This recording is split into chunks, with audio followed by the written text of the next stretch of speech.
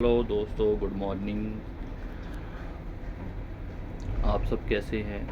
तो उम्मीद करता हूँ आप सब लोग अच्छे होंगे। तो दोस्तों, ये है आज हमारा छोटा सा एक यादगारी लफिंग क्रेन का वीडियो। तो दोस्तों, ये है हमारी एंटी क्लोजिंग डिस्प्ले, जिसको हम एंटी क्लोजिंग बोलते हैं। ये अभी बाईपास कर रखा है इसको। और ये है हमारा ASLI डिस्प्ले, जिसके अंदर हम देखते हैं क्रेन के बारे में सारा वर्क पर्पस हम जानकारी जो इससे हमें मिलती है। और ये है हमारी क्रेन की कुर्सी, जो है हमारा लफिंग जिप का स्विंग का जो फीचर्स है, जिसको हम यहाँ से करते हैं। और ये है हमारे वो वाले इंडिकेटर जो ओवरलोड लिमिट, फिर डेंजरस जो कट आउट लिमिट का सिग्नल देते हैं। ठीक है। तो दोस्तों, ये है हमारी होस्टिंग। ये तो पता ही है, होस्टिंग पावर वगैरह जो रहती है उसकी जानकारी ये हम दे रहे हैं आपको। यहाँ पे वाइपर वगैरह की भी स्विच आ जाते हैं और इंडिकेटर आ जाता है यहाँ पर भी।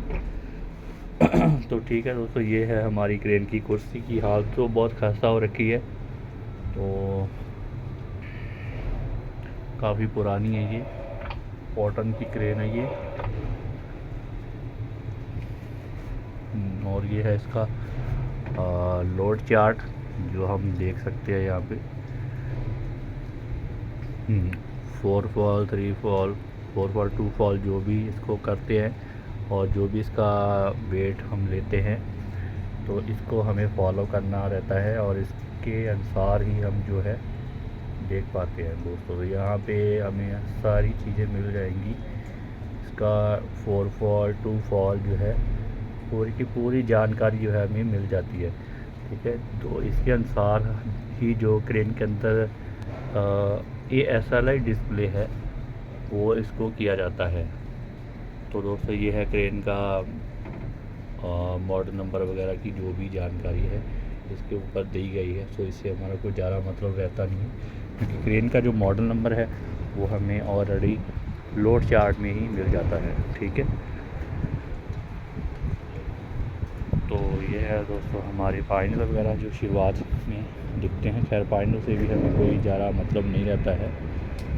तो ये है दोस्तों ओल्ड टाइम से जो पहले हुआ करती थी डिग्री प्लेट। तो उसके ऊपर भी आप ध्यान दे सकते हैं कि 10 डिग्री से लेकर 86 डिग्री तक इसका जो लिमिट है कट आउट देना पड़ता है।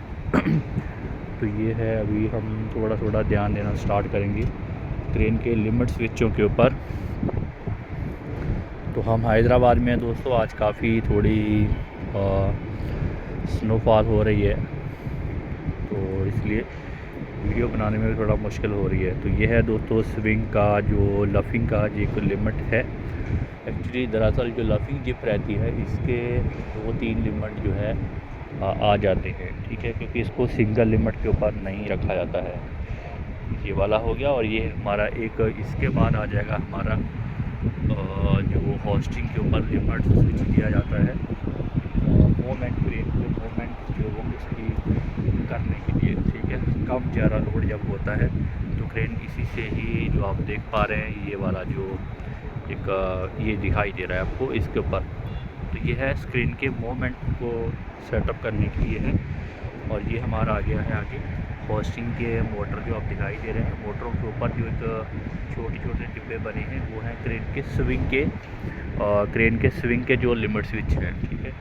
तो दोस्तों, इसी तरह एक ये वाला लिमिट स्विच है जो लोड सेल भी कहते हैं। इसी के अंदर ही इसको लगाया जाता है पुल्ली के साथ।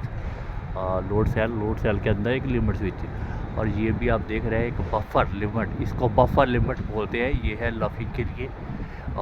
जब लफिंग पूरा अप हो जाता है उसको ये कंट्रोल करने के लिए है, उसको ये रोकने के लिए है। जैसे हमने दूसरा वाला बताया था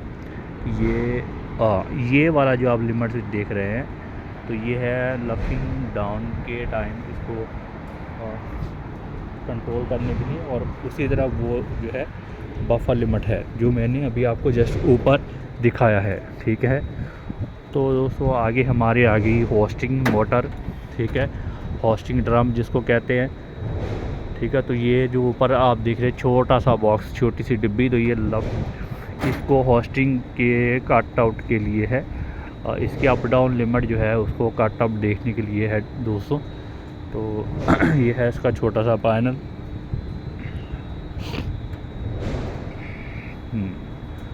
तो अब आ गए हैं हम जो है लफिंग मोटर के ऊपर, ठीक है।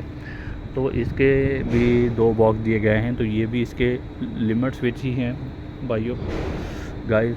और यहाँ से हम इसको बाईपास भी कर सकते हैं, और लेकिन ऐसा करना अलाउड नहीं है और सुरक्षित नहीं रहता है, ठीक है। तो ये होस्टिंग का पैनल हो गया और ये इसका लफिंग का पैनल हो गया।